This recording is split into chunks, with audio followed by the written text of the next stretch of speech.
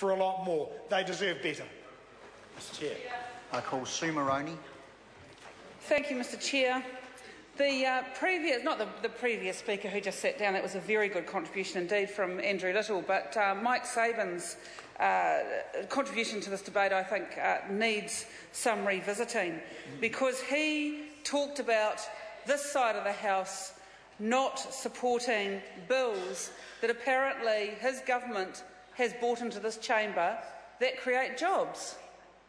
Well, Mr Sabin, I can't think of one bill that this government has brought into this House in a time of recession that has created any jobs.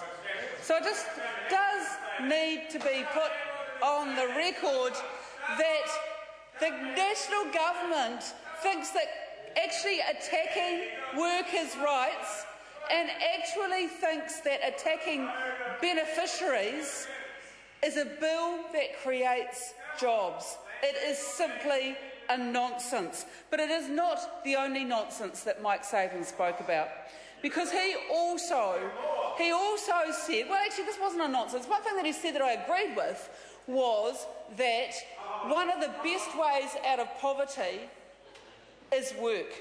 Paid employment, I'm guessing he meant, because of course all people work.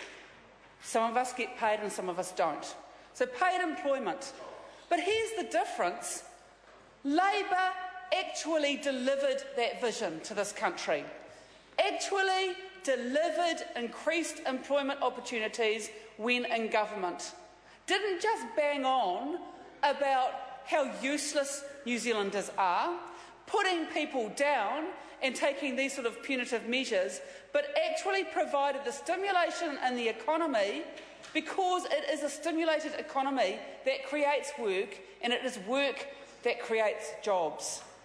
That's the scenario, Mr Sabin, not pieces of legislation like this that put punitive measures on and actually threaten to cut the income going into low-income families. That's not the way to the brighter future. That's not the path to an improved economy. And it simply won't do what he said. It won't provide the work that helps those families out to poverty. It, in fact, might do quite the opposite. Mr Chair, such is the impact of bad pieces of legislation like this that I just want to tell the House about a meeting that I went to in Hamilton just prior to the last election. It was a meeting of women on the domestic purposes benefit.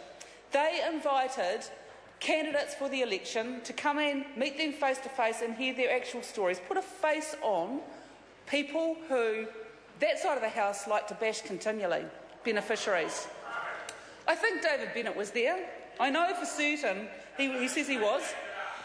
He says he was, and he says they lapped it up. I'm about to tell you what he meant by that comment, because also Tim McIndoe was there. And I know that at the end of that discussion, they said, thank you for telling us your stories to these women. Thank you for telling us your stories. We really appreciate much better the circumstances that you're in. Did they once come clean and tell those women that this is what they intended to do to beneficiaries, that these other punitive measures, that they were going to land on DPP recipients? No, they did not. They knew that coming back into government, this is exactly the nonsense that would be visited on those women, but they did not dare tell them.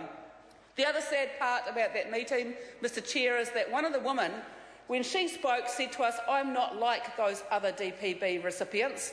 My husband left me with young children. This is the struggle of my life. I went up to her afterwards and I said, actually, you're just like those other DPP recipients.